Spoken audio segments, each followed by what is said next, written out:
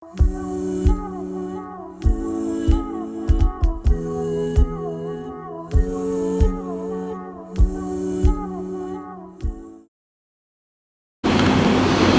الحمد لله نحمده ونستعينه ونستغفره ونعوذ بالله من شرور أنفسنا ومن سيئات أعمالنا من يهده الله فلا مضل له ومن يضلل فلا هادي له أشهد أن لا إله إلا الله وحده لا شريك له وأشهد أن محمدا عبده ورسوله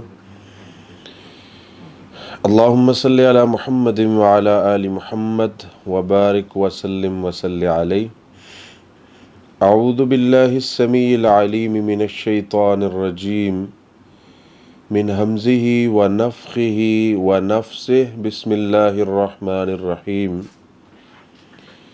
يا أيها الذين آمنوا قوا أنفسكم وأهليكم نارا وقودها الناس والحجارة عليها ملائكة غلاظ شداد لا يعصون الله ما أمرهم ويفعلون ما يؤمرون أو كما قال الله تبارك وتعالى في كتابه وقال النبي صلى الله عليه وسلم كلكم راع وكلكم مسؤول عن رعيته. معزز سامعین کرام، آج کا ہمارا موضوع ہے اولاد کے حقوق، یعنی والدین کے ذمے جو اولاد کے حق ہیں۔ عام طور پر یہ دیکھنے کو ملتا ہے کہ بہت سارے لوگ، بہت سارے علماء اکثر یہ عنوان بیان کرتے ہیں کہ والدین کے حقوق کیا ہیں۔ بڑی اچھی بات ہے، کرنے بھی چاہیے، اور اللہ نے والدین کو حقوق دیے بھی ہیں بہت سارے، لیکن جو اولاد کے حقوق ہیں وہ کوئی نہیں بیان کرتا، بہت کم بیان ہوتے ہیں۔ پھر ہوتا کیا ہے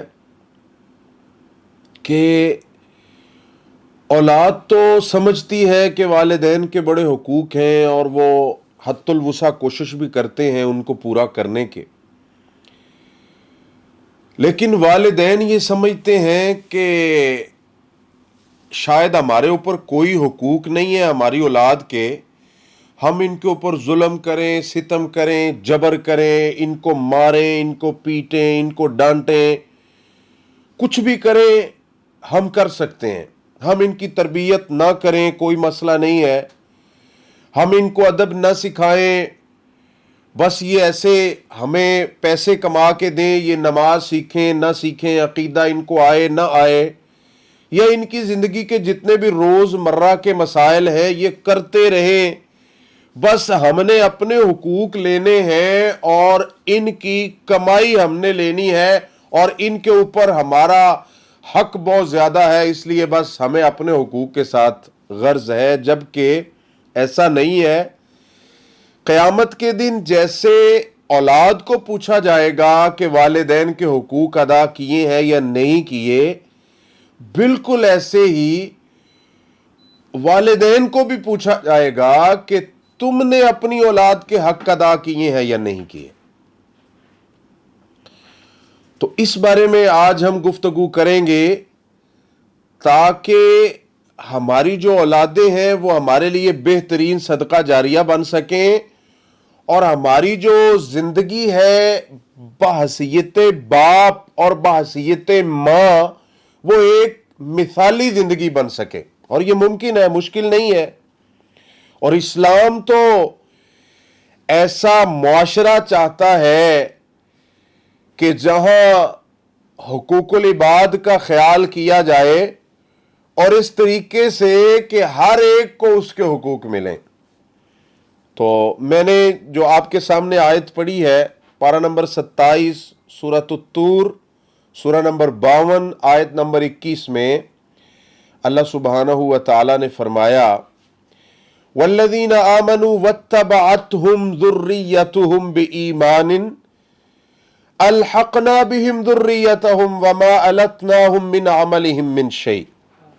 اور اس سے پہلے سورۃ التحریم پارہ نمبر 28، سورہ نمبر 66 اور آیت نمبر 6 جو میں نے پڑھی، اس میں اللہ سبحانہ و تعالی فرماتے ہیں یا ایھا الذین آمنوا قوا انفسکم واہلیکم نارا، مومنو خود بھی جہنم سے بچ جاؤ اور اپنے اہل کو بھی بچا لو۔ اور صحیح بخاری حدیث نمبر 2409 میں قال النبی صلی اللہ علیہ وسلم کلکم راع وکلکم مسئول عن رعیتی۔ رسول اللہ صلی اللہ علیہ وسلم فرماتے ہیں کہ تم میں سے ہر ایک بندہ نگران ہے اور قیامت کے دن اس کو پوچھا جائے گا جو اس کے ماتحت تھے ان کے بارے میں۔ اب قرآن یہ بتا رہا ہے کہ پہلے نمبر پہ تو خود بھی اور اپنی اولاد کو، اپنے اہل و عیال کو جہنم سے بچا لو۔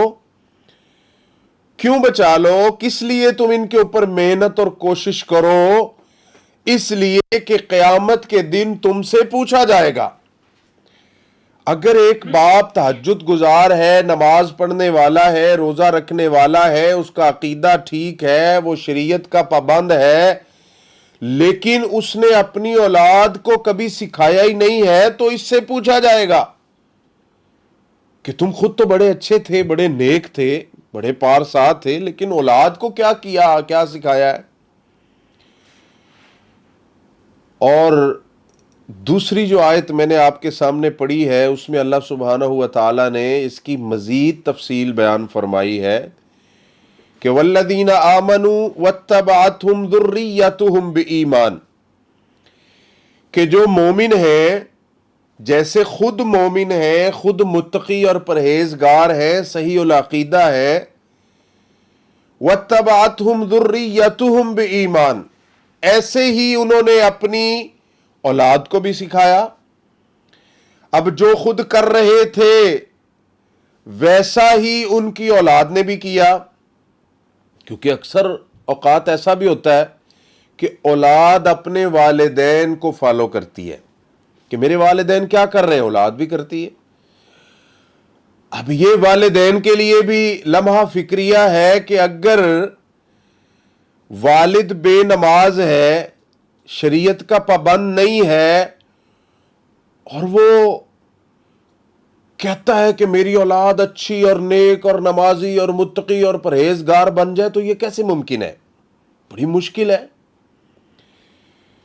کیونکہ اولاد نے دیکھنا ہے کہ میرا والد اور والدہ خود تو نماز پڑھ نہیں رہے اور مجھے کہہ رہے ہیں، پھر وہ بوجھ سا محسوس کرے گا۔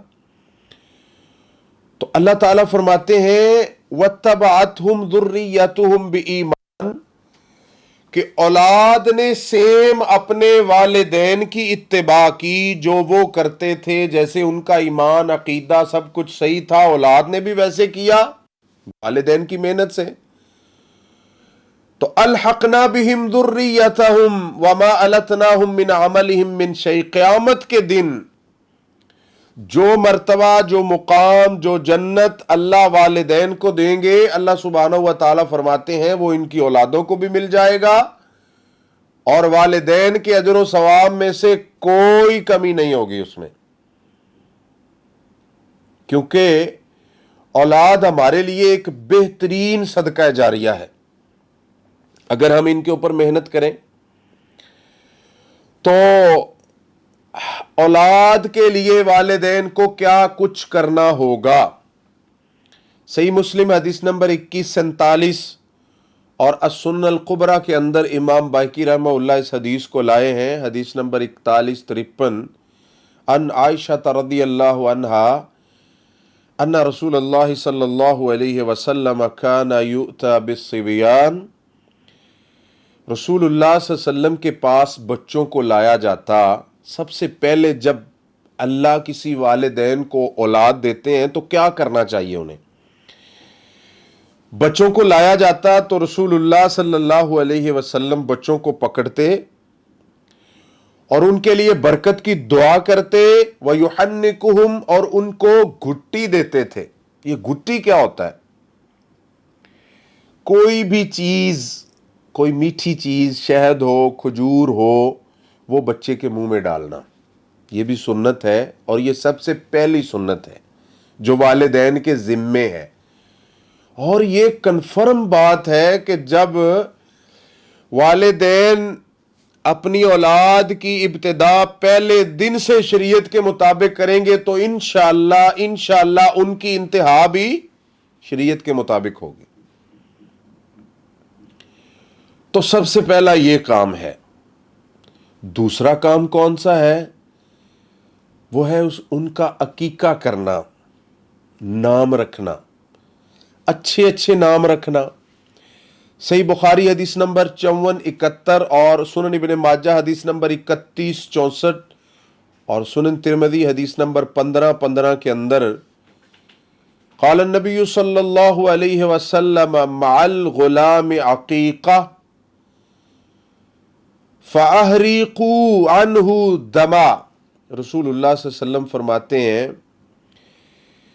کہ ہر پیدا ہونے والا جو بچہ ہے اس کا عقیقہ کرنا چاہیے، اس کی طرف سے خون بہایا جائے۔ اور دوسری روایات میں ہے کہ عقیقے کے عوض بچہ گروی ہوتا ہے۔ اور تیسری حدیث اس کے ساتھ ملا لے، سنن ابن ماجہ حدیث نمبر 3163 میں کہ رسول اللہ صلی اللہ علیہ وسلم فرماتے ہیں عن الغلام شاتان وعن الجاریۃ شاۃ، کہ بچے کی طرف سے 2 جانیں اور بچی کی طرف سے 1 جان۔ اب کیا ہمیں ملا ان 2 احادیث سے کہ پہلے نمبر پہ بچے کا عقیقہ کرو، اس کی طرف سے خون بہاؤ۔ دوسرے میں ہے بچے کی طرف سے 2 اور بچی کی طرف سے 1۔ اب اس میں ایک اور بھی مسئلہ واضح ہو گیا کہ جو بھائی یہ سمجھتے ہیں کہ بڑے جانور میں 7 عقیقے ہو جاتے ہیں، یا قربانی کریں بڑے جانور کی اور اس میں 3 عقیقے کر لیں اور 4 قربانیاں کر لیں، تو کیا یہ ممکن ہے؟ یہ ممکن نہیں ہے،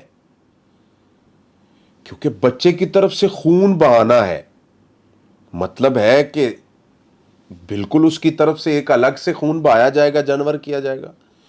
اور پھر 2 جانیں اور 1 جان ہے، اور اس کے ساتھ اگر آپ تیسری حدیث میں لائیں السنن الکبریٰ للبیہقی کے اندر صحیح سند سے حضرت عائشہ رضی اللہ تعالی عنہا سے پوچھا گیا، جب اللہ نے ان کے بھائی کے گھر بیٹا دیا عبد الرحمن بن ابی بکر کے گھر، تو لوگوں نے کہا حضرت عائشہ رضی اللہ تعالی عنہا سے کہ عقی عنہ جذورا، اس کی طرف سے اونٹ کرو، عقیقے پہ نا بڑا جانور ہونا چاہیے۔ تو حضرت عائشہ فرماتی ہیں کہ یہ کیسے ہو سکتا ہے کہ نبی صلی اللہ علیہ وسلم نے چھوٹے جانور بتائے اور میں سنت کی مخالفت اور خلاف ورزی کروں؟ تو عقیقہ کرنا چاہیے۔ دوسری چیز،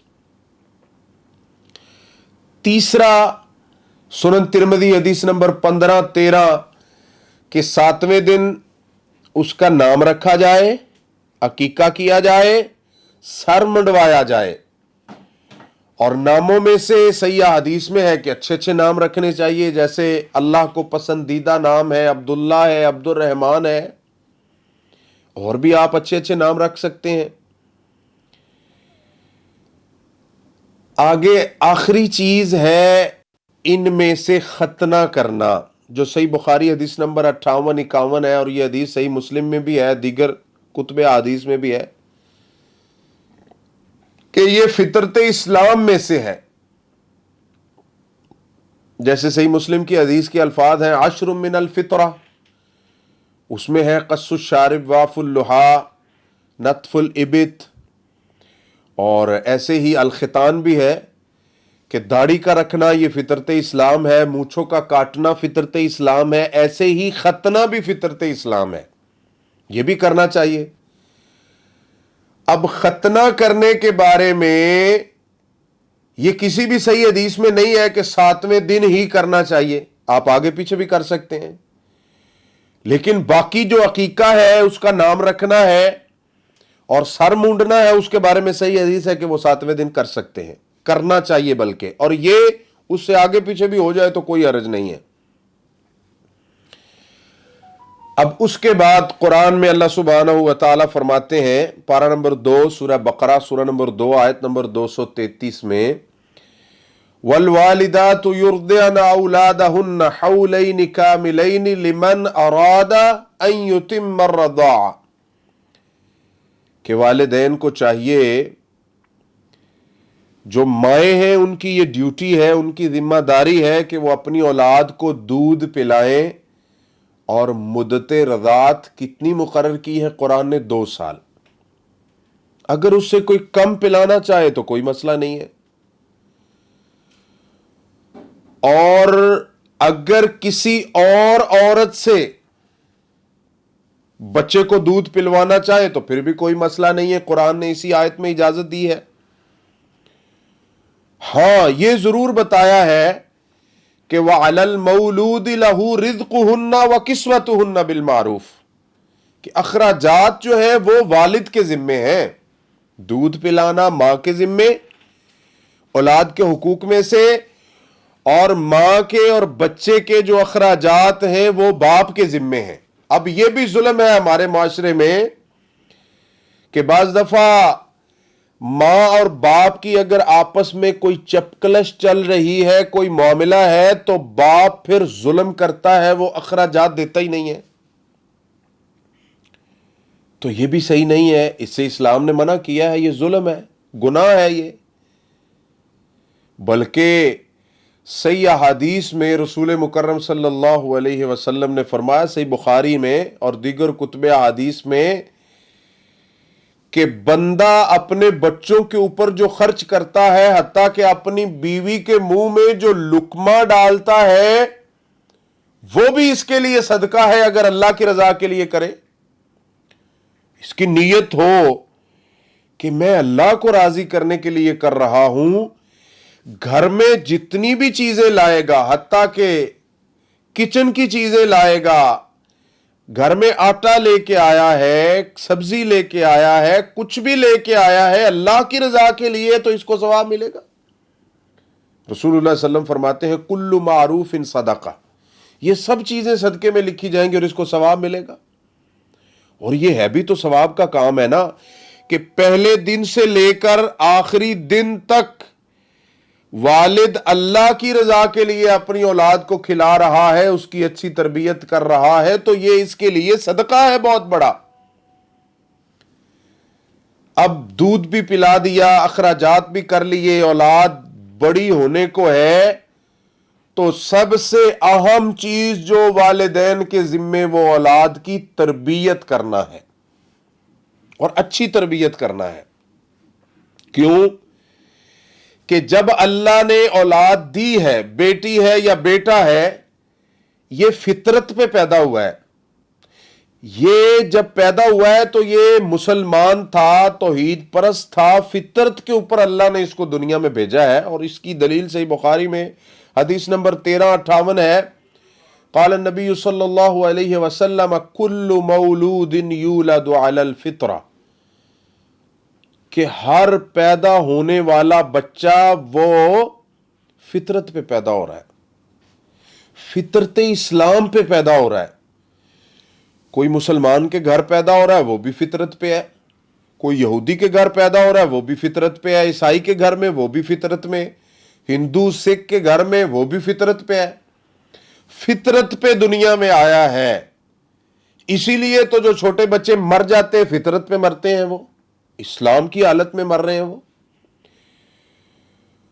تو پھر جب فطرت پہ پیدا ہوا، اب جب اللہ کی طرف سے والدین کو دیا گیا ہے، چونکہ یہ بھی ایک بہت بڑا تحفہ ہے، نعمت ہے، تو جب اللہ نے دیا ہے والدین کو تو یہ فطرت پہ تھا، اچھا تھا، نیک تھا۔ پھر اس کے بعد کیا ہوا کہ یہ یہودی کیوں بن گیا، عیسائی کیوں بن گیا، بے نماز کیوں بن گیا، شرک کرنے والا کیوں بن گیا؟ کیا وجہ ہے؟ یہی وجہ ہے کہ والدین اس کی جیسی تربیت کریں گے ویسا وہ بنے گا۔ والدین یہودی ہیں، ان کے زیر سایہ تھا تو وہ یہودی بنے گا، اگر عیسائی ہیں تو عیسائی بنے گا، مسلمان ہے تو مسلمان بنے گا۔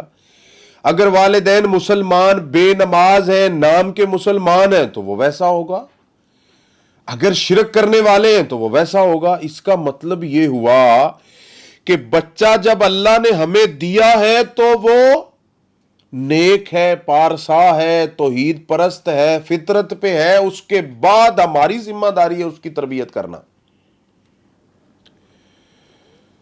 تو تربیت ہے بھی بہت ضروری، کیونکہ اولاد ہمارے لیے ایک بہترین بزنس ہے آخرت کے اعتبار سے۔ کیسے؟ صحیح مسلم کے اندر حدیث نمبر 1631 اور سنن نبی داود حدیث نمبر 2880 اور سنن ترمذی حدیث نمبر 1376 عن ابی ہریرہ رضی اللہ تعالی عنہ ان رسول اللہ صلی اللہ علیہ وسلم قال اذا مات الانسان انقطع عنه عمله الا من ثلاثة الا من صدقة جاریہ او علم ينتفع به او ولد صالح يدعوه له۔ حضرت ابو ہریرہ رضی اللہ عنہ سے مروی ہے، رسول مکرم صلی اللہ علیہ وسلم فرماتے ہیں اذا مات الانسان انقطع عنہ عمله كله الا من ثلاثة، کہ جب انسان فوت ہو جاتا ہے، مر جاتا ہے، دنیا کو چھوڑ جاتا ہے، تو اس کے اعمال کا سلسلہ ختم ہو جاتا ہے، کٹ جاتا ہے، کچھ نہیں اس کو پہنچتا، سب کچھ ختم ہو گیا۔ زندگی میں تو تھا نا، سچ بولا، اچھا کام کیا، نماز پڑھی، روزہ رکھا، صدقات و خیرات کرتا رہا، سب کچھ درج ہو رہا ہے، لیکن جب انسان مر جاتا ہے تو پھر اس کے اعمال کا جو سلسلہ ہے وہ کٹ جاتا ہے، ختم ہو جاتا ہے، الا من ثلاثہ، تین کے سوا۔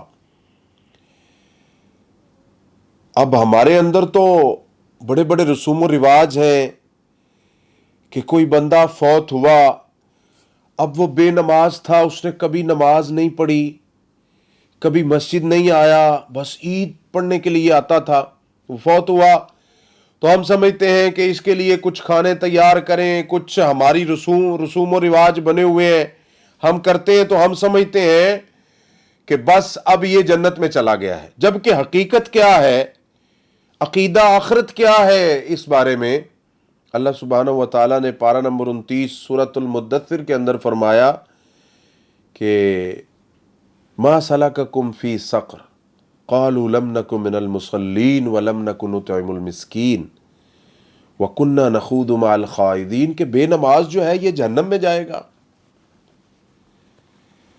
اور صحیح مسلم کے اندر رسول اللہ صلی اللہ علیہ وسلم فرماتے ہیں کہ بین العبد و بین الکفر والشرک ترک الصلاۃ، کہ مسلمان کافر اور مشرک کے درمیان نماز ہی تو فرق کرتی ہے۔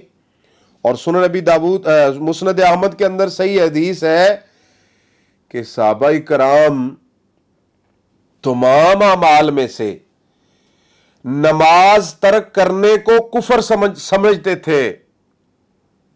اتنا بڑا گناہ ہے یہ، اتنا بڑا جرم ہے۔ تو بات یہ تھی کہ جب انسان مر جاتا ہے تو اس کے اعمال کا سلسلہ کٹ جاتا ہے سوائے تین کے۔ باقی تو ہماری خوش فہمی ہے، ہم سمجھتے ہیں کہ بس کوئی بے نماز فوت ہوا، شرک کے اوپر فوت ہوا، بدعات کے اوپر فوت ہوا، ہم کہتے ہیں مجھے وہ ملا تھا، خواب میں ملا تھا، وہ بڑا خوش ہے، ایسے ہوا تھا، وہ بڑا خوش ہے۔ بس یہ ہم اپنے ذہنوں کو سمجھاتے ہیں۔ حقیقت کیا ہے جو قرآن نے ہمیں بتایا ہے؟ تو فرمایا کہ تین سلسلے اس کے ثواب کے جو ہیں وہ باقی رہتے ہیں۔ کون کون سے؟ الا من صدقۃ جاریہ، کوئی صدقہ جاریہ۔ کیا صدقہ جاریہ ہے؟ کوئی مسجد بنوائی، کوئی دین کا کام کیا، کوئی مہمان خانہ بنوایا، کہیں لوگوں کو پانی کی ضرورت تھی وہ ان کو دے دیا، انسانیت تڑپ رہی تھی ان کی خدمت کر دی، لوگ بھوکے تھے ان کو کھلا دیا، ان کو کپڑے لے دیے، کوئی ایسے کام کیے جو اس کے جانے کے بعد بھی چل رہے ہیں تو یہ اس کو ثواب جا رہا ہے۔ دوسرے نمبر پہ او علم ينتفع به، ایسا علم لوگوں کو سکھا گیا مرنے والا کہ اس کے مرنے کے بعد بھی لوگ اس علم کے اوپر عمل کر رہے ہیں اور آگے لوگوں کو سکھا رہے ہیں تو اس کو ثواب جا رہا ہے۔ دو، تیسرا کون سا طریقہ ہے؟ فرمایا اس کی نیک اولاد، جب والد فوت ہوا اس کی نیک اولاد تھی، اولاد نے اچھے اچھے کام کیے، اس کے لیے دعا کی تو اس کے لیے دعائیں کر رہے ہیں، اولاد نیکیاں کر رہی ہے، نماز پر، اولاد تو کوئی بھی کام کرے تو وہ والدین کے لیے صدقہ جاریہ ہے نا، کیونکہ والدین نے محنت اور کوشش کر کے ان کی اچھی تربیت کر کے ان کو سکھایا یہ سب کچھ۔ تو اب اس صحیح حدیث سے یہ ثابت ہوا کہ ہمارے لیے بہت ضروری ہے، جن کو اللہ نے اولاد دی ہے یہ بہت بڑی نعمت ہے، اور اگر اولاد کی اچھی تربیت کی اس کے بعد بندہ فوت ہو جاتا ہے، اب اولاد عالم ہے، لوگوں کو علم سکھا رہی ہے، اولاد نے سکھایا، پھر انہوں نے آگے قیامت تک کے لیے یہ جتنا سلسلہ چل رہا ہے یہ سارا ثواب والدین کو جا رہا ہے۔ کتنا بڑا صدقہ جاری ہے یہ! میرے خیال میں تو یہ ہم اگر شمار کریں تو ہو سکتا ہے یہ شمار سے بھی باہر ہو، اتنا اللہ اجر و ثواب اس کو دیتے ہیں۔ تو پھر کیوں نہ ہو کہ ہمیں فائدہ اٹھانا چاہیے جن کو اللہ نے یہ نعمت سے نوازا ہے، اولاد دی ہے۔ اسی لیے اللہ کے نبی صلی اللہ علیہ وسلم نے فرمایا وَالرَّجُلُ رَاعٍ فِي أَهْلِهِ وَهُوَ مَسْئُولٌ عَنْ رَعِيَّتِهِ، کہ بندہ اپنے گھر کا نگران ہے، اپنے اہل کا نگران ہے، اور اس کو اس کے اہل کے بارے میں پوچھا جائے گا کہ تو نے اپنے اہل کی، اپنی اولاد کی تربیت کی یا نہیں؟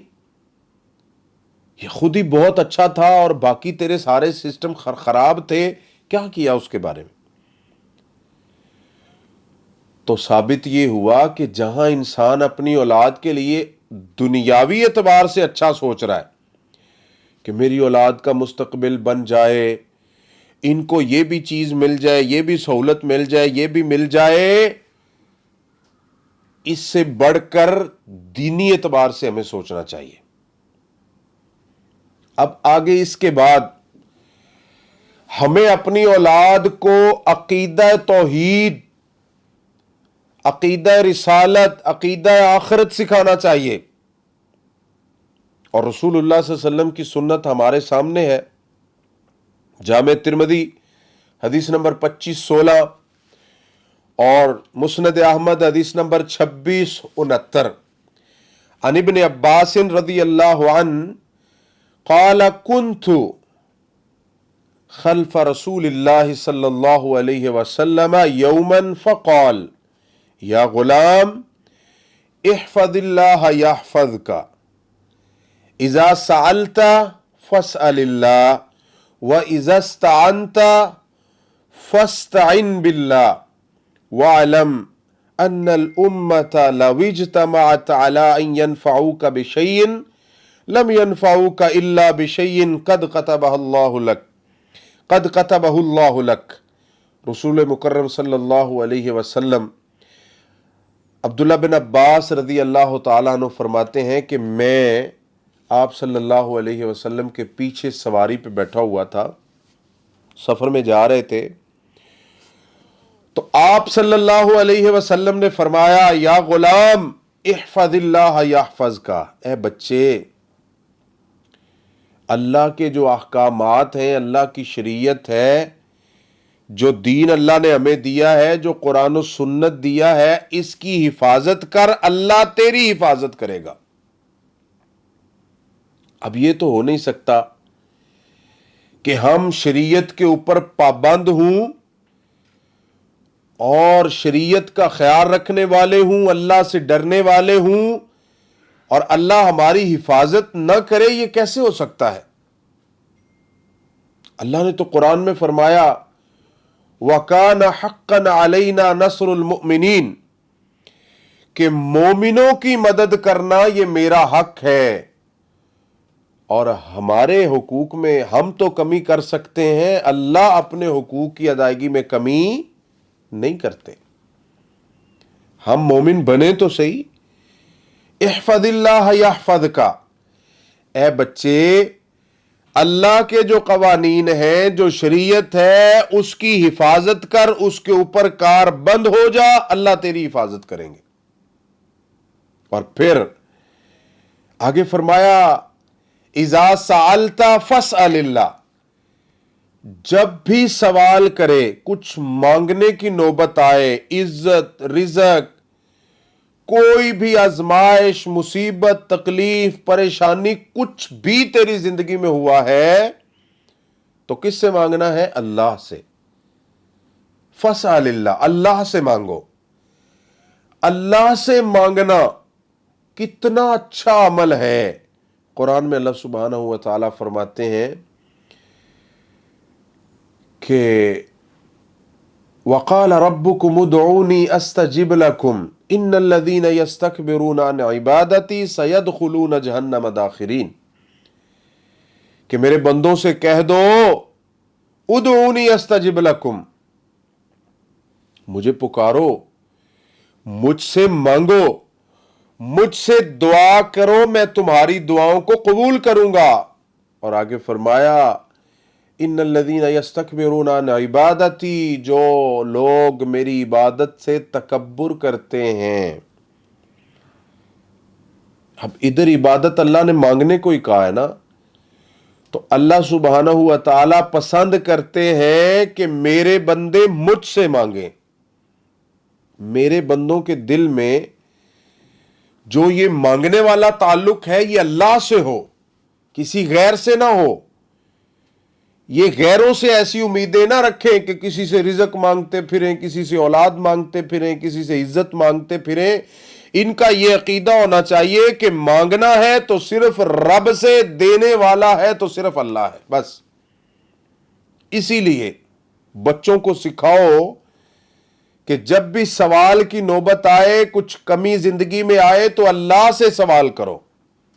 یہ عقیدہ سکھایا رسول اللہ صلی اللہ علیہ وسلم۔ وَإِذَا اسْتَعَنْتَ فَاسْتَعِنْ بِاللَّهِ، جب مدد مانگنی ہو تو اللہ سے مانگو۔ إِيَّاكَ نَعْبُدُ وَإِيَّاكَ نَسْتَعِينُ، کہ اللہ مدد بھی تو ہی کر سکتا ہے اور عبادت بھی صرف تیری ہے۔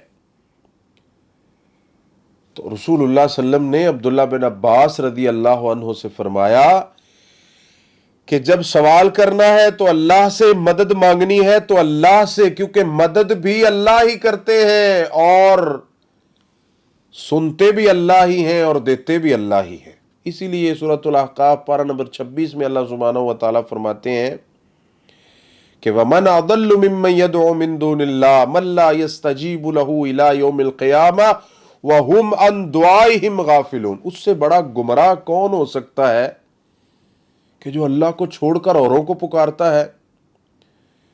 مَن لَّا يَسْتَجِيبُ لَهُ إِلَىٰ يَوْمِ الْقِيَامَةِ، قیامت تک وہ ان کی پکار نہیں سن سکتے۔ وَهُمْ عَن دُعَائِهِمْ غَافِلُونَ، وہ تو بے خبر ہے ان کی دعاؤں سے، یہ کیا مانگ رہے ہیں، کیا کہہ رہے ہیں، وہ تو بے خبر ہے۔ اب یہ ممکن تو نہیں ہے۔ پہلی بات تو یہ ہے، قرآن میں اللہ تعالیٰ فرماتے ہیں اِنَّكَ لَا تُسْمِعُ الْمَوْتَى، کہ جو فوت ہو گیا وہ نہیں سن سکتا۔ اور دوسری جگہ پہ فرمایا وَمَا أَنْتَ بِمُسْمِعٍ مَّن فِي الْقُبُورِ، جو قبروں میں ہے یہ نہیں سنتے۔ اس جگہ پہ اللہ تعالیٰ فرماتے ہیں وَهُمْ عَن دُعَائِهِمْ غَافِلُونَ، یہ تو بے خبر ہے، پتہ ہی نہیں مانگنے والا کیا مانگ رہا ہے۔ اب اسی لیے تو کہا ہے کہ جب سوال کی نوبت آئے تو کس سے مانگنا ہے؟ اللہ سے۔ کیوں؟ وجہ کیا ہے؟ اس لیے کہ اللہ سبحانہ و تعالی سے کوئی مانگے کسی بھی زبان میں تو اللہ تو ساری زبانیں جانتے ہیں۔ اب کوئی اللہ کے علاوہ کسی سے مانگنا شروع کر دے تو ہو سکتا ہے یہ عربی میں مانگ رہا ہے اس کو آتی نہ ہو، یا یہ چائنیز میں مانگ رہا ہے اس کو چائنیز نہ پتا ہو، یہ کئی ایسے سوالات اٹھتے ہیں. تو میرے بھائیوں اور میری بہنوں، ہمیں اپنے بچوں کو یہ سکھانا چاہیے کہ مدد مانگنی ہے یا رزق مانگنا ہے یا عزت مانگنی ہے تو وہ صرف اور صرف اللہ سے مانگے. اور آگے رسول اللہ صلی اللہ علیہ وسلم فرماتے ہیں وَاعْلَمْ أَنَّ الْأُمَّةَ لَوْ اجْتَمَعَتْ عَلَىٰ أَن يَنْفَعُوكَ. کتنا زبردست جملہ ہے یہ. اور جس کا یہ عقیدہ بن جائے اسے دنیا میں کسی سے ڈرنے کی کوئی ضرورت نہیں ہے. فرمایا جان لو کہ ان الامت لو اجتمعت علی ان ينفعوک، کہ پوری امت مل جائے، اکٹھی ہو جائے اس بات پر کہ تجھے نفع دیں، بشیء، ذرے کے برابر، لم ينفعوک، کبھی بھی نہیں نفع دے سکتے، الا بشیء قد کتبہ اللہ لک، مگر صرف وہی جو اللہ نے تیرے لیے لکھ دیا ہے. اور اگلا جملہ اس سے بھی بڑا اچھا ہے. فرمایا وَلَوْ اجْتَمَعُوا عَلَىٰ أَن يَضُرُّوكَ بِشَيْءٍ، کہ پوری امت جمع ہو جائے، ارادہ کر لے کہ تیرا نقصان کرنا ہے انہوں نے، تو ایک ذرہ برابر بھی نقصان نہیں کر سکتے، صرف وہی ہوگا جو اللہ چاہیں گے. یہ کتنا زبردست عقیدہ رسول اللہ صلی اللہ علیہ وسلم نے ہمیں دیا اور ہمارے بچوں کو اور ہماری اولاد کو دیا، جو ہمیں ان کو سکھانا چاہیے. اور سورۃ الحدید میں اللہ سبحانہ و تعالیٰ فرماتے ہیں کہ ما اصاب من مصیبت فی الارض ولا فی انفسکم الا فی کتاب من قبل ان نبرہا، کہ دنیا میں، زمین میں یا تمہاری جانوں کے اوپر کوئی بھی تکلیف، کوئی بھی پریشانی، کچھ بھی آنا ہے تو وہ اللہ نے لکھ دیا ہے. کیوں لکھا ہے؟ اس لیے لکھا ہے کہ اللہ سبحانہ و تعالی ہمیں یہ عقیدہ دے رہے ہیں، ہمیں یہ بتا رہے ہیں کہ کوئی بھی مصیبت، کوئی بھی پریشانی، کوئی بھی دکھ اگر تمہیں پہنچنا ہے تو تم کیا کرو؟ ٹینشن نہ لو، پریشان نہ ہو، وہ اللہ نے لکھا ہوا ہے. کس لیے لکھا ہے؟ اس لیے اللہ سبحانہ و تعالیٰ نے لکھا ہے لِكَيْ لَا تَأْسَوْا عَلَىٰ مَا فَاتَكُمْ وَلَا تَفْرَحُوا بِمَا آتَاكُمْ، کہ تاکہ جو چیز تم سے کھو جائے، فوت ہو جائے، نہ ملے تو تم اس کے اوپر مایوس نہ ہو، اور جو مل جائے اس کے اوپر تکبر اور غرور نہ کرو. اب یہ کتنا زبردست عقیدہ ہے کہ جب اللہ نے مجھے بتا دیا کہ جو کچھ تجھے ملنا ہے لکھا ہوا ہے، جتنا رزق میری قسمت میں لکھا ہوا ہے اس سے پہلے مر نہیں سکتا، جو مصیبت، جو پریشانی مجھے آنی ہے وہ لکھ دی گئی ہے، کدھر کتنے دن رہنا ہے، کیا کھانا ہے، کیا ترتیب ہے، یہ سب کچھ لکھا ہوا ہے. اگر یہ سب کچھ لکھا ہوا ہے تو پھر پریشانی کس بات کی ہے؟ پھر ہم اتنے مایوس کیوں ہیں؟ پھر کیوں ہم ایک دوسرے کے خلاف ہوتے ہیں؟ اور کیوں پھر ہم لوگوں کے پاؤں پکڑتے ہیں اور منتیں کرتے ہیں اور ترلے کرتے ہیں اور ڈرتے ہیں؟ ہر کسی سے ڈر رہا ہے، اپنے سائے سے بھی ڈر رہا ہے کہ پتہ نہیں مجھے کیا ہو جائے گا، اگر ایسے ہوگا تو پتہ نہیں کیا ہو جائے گا، ایسے ہوگا تو پتہ نہیں کیا ہو جائے گا. اللہ سبحانہ و تعالیٰ فرماتے ہیں، اور رسول مکرم صلی اللہ علیہ وسلم نے فرمایا کہ پوری امت جمع ہو جائے تمہارا کوئی نقصان نہیں کر سکتی. آج کے بعد ہمارا یہ عقیدہ ہونا چاہیے کہ کوئی کچھ نہیں کر سکتا، سب اللہ ہی کرتا ہے. دوسرے نمبر پہ، جب ہم اپنے بچوں کو یہ عقیدہ سکھائیں گے تو انشاءاللہ ان کی بیس اچھی بنے گی. ہمیں ان کو یہ سکھانا چاہیے کہ جس اللہ نے ہمیں پیدا کیا ہے، کیا تم جانتے ہو وہ اللہ کون ہے، کدھر ہے، کیا ہے؟ سورہ محمد پارہ نمبر 26 میں اللہ سبحانہ و تعالیٰ فرماتے ہیں فَعْلَمْ أَنَّهُ لَا إِلَهَ إِلَّا اللَّهُ، اللہ کے بارے میں ہمیں جاننا چاہیے کہ اللہ سبحانہ و تعالیٰ عرش پہ مستوی ہیں، اللہ سبحانہ و تعالیٰ کی ذات ہے۔ قرآن میں اللہ نے اپنی ذات کے بارے میں ہمیں بتایا، لیکن کیفیت ہمیں معلوم نہیں ہے۔ فَلَا تَضْرِبُوا لِلَّهِ الْأَمْثَالَ، اللہ اپنی ذات میں ایک ہے، صفات میں ایک ہے، صرف اللہ ہی حاکم ہے اور کوئی نہیں ہے۔ اللہ کی صفات میں کوئی شریک نہیں ہے، اللہ کی ذات میں کوئی شریک نہیں۔ عبادت سجدہ صرف اللہ کو ہے، دینا صرف اللہ کے نام کا ہے، مانگنا صرف اللہ سے ہے۔ یہ عقیدہ اپنی اولاد کو ہمیں سکھانا چاہیے۔ اور رسول اللہ صلی اللہ علیہ وسلم نے سنن نبی داود حدیث نمبر 495 قال نبی صلی اللہ علیہ وسلم مروا اولادکم بالصلاۃ، فرمایا اپنی اولاد کو نماز کا حکم کرو، نماز سکھاؤ، کیونکہ بڑی اہم چیز ہے یہ۔ کب؟ وہم ابناء 7 سنین، جب 7 سال کے بچے ہو جائیں۔ تو یہ ویسے بھی ہوتا ہے کہ جب ہم گھر میں نماز پڑھتے ہیں، جب مائیں نماز پڑھتی ہیں تو بچے ان کے ساتھ کھڑے ہوتے ہیں، رکوع بھی کر رہے ہوتے ہیں، سجدہ بھی کر رہے ہوتے ہیں۔ جب 7 سال کے ہو جائے تو ان کو ترغیب دو کہ چلو بھائی نماز سیکھو، طریقہ سیکھو، نماز کیسے پڑھنی ہے، رسول اللہ صلی اللہ علیہ وسلم نے نماز کیسے پڑھی ہے، صحیح احادیث میں نماز کا کیا طریقہ ہے، ہاتھ کدھر باندھنے ہیں، رکوع کیسے کرنا ہے، سجدہ کیسے کرنا ہے، تشہد میں کیسے بیٹھنا ہے، یہ سکھاؤ ان کو۔ آگے فرمایا وَاضْرِبُوهُمْ عَلَيْهَا وَهُمْ أَبْنَاءُ 10، جب 10 سال کے ہو جائیں نماز نہ پڑھیں تو ان کو مارو۔ اب ایک اور بڑی اہم بات ہے سمجھنے والی کہ اللہ تعالی نے یہ حکم کیا والدین کو کہ تمہاری اولاد جب 7 سال کی ہو تو ان کو نماز کی ترغیب دو، جب 10 سال کی ہو جائے نماز نہ پڑھے تو ان کو مارو۔ اب اس مار سے مراد یہ نہیں ہے کہ مار مار کے ان کو ویسے ہی مار دو، بطور تعزیر ہے نا، ڈرانے کے لیے تھوڑا بہت مارے ان کو۔ اب ہم کیا کرتے ہیں، نماز کے لیے تو ہم نے کبھی مارا نہیں ہے اولاد کو، یعنی ڈانٹا نہیں ہے کبھی۔ ہماری اولاد نماز نہ پڑھے کبھی نہیں پوچھا، عقیدہ نہ سیکھے کبھی نہیں پوچھا، دین کے کام نہ کرے کبھی نہیں پوچھا۔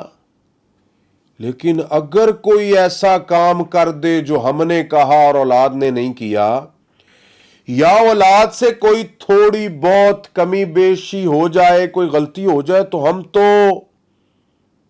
اتنا مارتے ہیں، اتنی گالیاں دیتے ہیں، بد اخلاقی کرتے ہیں، بد زبانی کرتے ہیں، جبکہ شریعت میں کوئی ایسی چیز نہیں ہے۔ ان والدین کو اپنی اولاد کے ساتھ پیار محبت کے ساتھ رہنا چاہیے، بلکہ جو اپنی اولاد سے محبت نہیں کرتے یہ بھی شریعت کی مخالفت اور خلاف ورزی ہے۔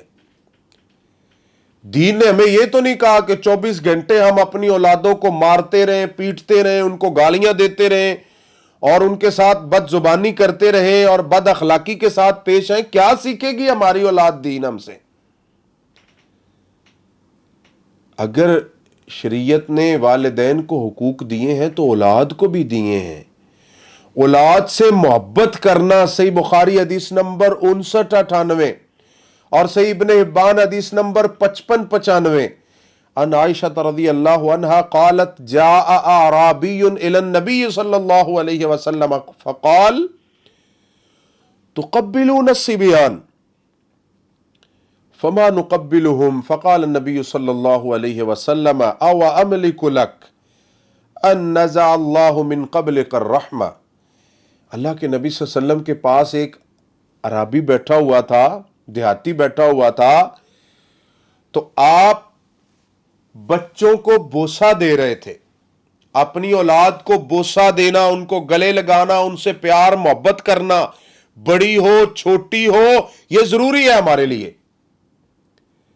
اور ہمارے سامنے بہترین نمونہ ہے حضرت ابراہیم نے حضرت اسماعیل سے کتنی محبت کی، جس کے بارے میں قرآن کہتا ہے فَاتَّبِعُوا مِلَّةَ ابراہیم حنیفا۔ رسول مکرم صلی اللہ علیہ وسلم نے اپنی بیٹیوں سے اور اپنے بیٹوں سے کتنی محبت اور کتنا پیار اور کتنی الفت کی ہے۔ ہم تو کہتے ہیں کہ اولاد تو اس قابل ہی نہیں ہے کہ دھیمے پیار اور محبت سے ان سے بات کر لی جائے، یہ تو ہمارے سر پہ بیٹھ جائے گی، جبکہ ایسی کوئی بات نہیں ہے۔ اس دیہاتی نے کہا آپ تو بھوسا دے رہے بچوں کو، یہ کیا کام ہے؟ ہم نے تو کبھی نہیں دیا، ہمارے معاشرے میں تو ایسا کوئی نہیں ہے۔ کچھ والدین اولاد کو مارنے پیٹنے اور ان کو گالم گلوچ کرنے اور ان چیزوں کو بڑا پن سمجھتے ہیں، جبکہ یہ شریعت کی مخالفت اور خلاف ورزی ہے۔ اللہ کے نبی فرماتے ہیں کہ اب میرے تو یہ بس میں نہیں ہے، اگر اللہ نے تیرے دل سے رحمت ختم کر دی ہے تو میں کیا کروں؟ ہم بھی کہتے ہیں ان والدین کو جو اپنی اولاد کو ہر وقت ڈانٹتے، مارتے، پیٹتے، گالیاں دیتے نظر آتے ہیں، اگر اللہ نے تمہارے دل سے رحمت ختم کر دی ہے تو ہم کیا کر سکتے ہیں؟ اور صحیح بخاری کے اندر حدیث نمبر 5997 عن ابی ہریرہ رضی اللہ عنہ قبل رسول اللہ صلی اللہ علیہ وسلم الحسن بن علی، حضرت رسول اللہ صلی اللہ علیہ وسلم نے حسن بن علی رضی اللہ تعالیٰ عنہ کو بوسہ دیا تو پاس اقرا بن حابس بیٹھے ہوئے تھے رضی اللہ عنہ، کہنے لگے یا رسول اللہ صلی اللہ علیہ وسلم میرے تو 10 بچے ہیں، میں نے تو آج تک ایسا نہیں کیا۔ یہ پیار اور محبت کا انداز ہے نا، اولاد کو بوسہ دینا، ان کو گلے لگانا، ان کے ساتھ محبت۔ دیکھیں جیسے والدین یہ پسند کرتے ہیں کہ ہماری اولاد ہمارا کہا مانے، ہمارے ساتھ محبت اور پیار کرے، ایسے اولاد کے دل میں بھی تڑپ ہوتی ہے، پیاس ہوتی ہے، خواہش ہوتی ہے کہ ہمارے والدین بھی ہم سے اچھی بات کر لیں، نرمی سے بات کر لیں، گلے لگا لیں، بوسہ دے لیں، پیار محبت سے بات کر لیں۔ اولاد کا ان کے سینے میں بھی تو دل ہے، ایسا تو نہیں ہے کہ ان کے پاس دل نہیں ہے۔ اولاد بھی چاہتی ہے کہ ہمارے ساتھ پیار اور محبت کیا جائے۔ کیسا وہ وقت ہو کہ ہمارے والدین ہمارے ساتھ پیار اور محبت کے ساتھ پیش، اور یہ سنت ہے۔ جب حضرت اقرا کہتے ہیں نا کہ میرے تو 10 بچے ہیں، میں نے تو کبھی کسی سے پیار نہیں کیا، کبھی کسی سے بوسہ نہیں دیا، اللہ کے نبی نے پتہ کیا جواب دیا اس کو؟ سبحان اللہ، فرماتے ہیں من لا یرحم لا یرحم۔ غور کریں اس جملے کے اوپر، جو رحم نہیں کرتا اس پہ رحم کیا بھی نہیں جاتا، جو اولاد کے ساتھ محبت نہیں کرتا، شفقت پیار نہیں کرتا، اس کے اوپر پیار کیا بھی نہیں جاتا۔ تو دونوں طرف سے اولاد والدین کے ساتھ محبت کرے اور والدین اولاد کے ساتھ محبت کریں۔ اب آگے صحیح بخاری حدیث نمبر 2586، امام بخاری رحمہ اللہ نے اپنی صحیح بخاری میں وہ لائے ہیں اعدلوا بین اولادکم فی العطیہ، اپنی اولاد کو جب تم عطیہ دو تو عدل و انصاف کیا کرو۔ یہ نہ ہو کہ جائیداد اور وراثت اور یہ ساری چیزیں ایک کی طرف جھکان اور ایک کی طرف میلان ہوا تو وہی کرتے جا رہے ہیں، ایک بیٹے کو پلاٹ بھی لے دیا، گاڑی بھی لے دی، سب کچھ پیار اور محبت، اور اسی کے باقیوں کو پوچھتے نہیں ہیں۔ یہ خلاف ورزی ہے سنت کی۔ اور نعمان بن بشیر رضی اللہ تعالیٰ عنہ سے صحیح بخاری میں امام بخاری حدیث لائے کہ ان کے والد ان کو لے کے آئے اور ان کو غلام دیا تھا بطور تحفہ، بطور عطیہ۔ تو رسول اللہ صلی اللہ علیہ وسلم نے فرمایا یا تو اپنی ساری اولاد کو دو ایک ایک، یا اس سے بھی واپس لے لو، کیونکہ اولاد کے درمیان عدل و انصاف کرو۔ اب اولاد کے درمیان عدل و انصاف کرنا یہ بھی والدین کی ذمہ داری ہے اور اولاد کے حق ہیں۔ سنن ترمذی حدیث نمبر 2786، اللہ کے نبی صلی اللہ علیہ وسلم فرماتے ہیں جن کی بیٹیاں جوان ہو جائیں تو والدین کو چاہیے اپنی بیٹیوں کو روکیں کہ وہ ایسی خوشبو، ایسا پرفیومز استعمال مت کریں، کیونکہ رسول اللہ صلی اللہ علیہ وسلم نے عورتوں کے لیے جو خوشبو مقرر فرمائی وہ ہے جس کا رنگ نظر آئے اور اس کی خوشبو نہ آئے۔ تو یہ بھی ہمیں اپنی اولاد کو سکھانا چاہیے کہ وہ بازار جائیں تو کیسے جائیں، با پردہ جائیں۔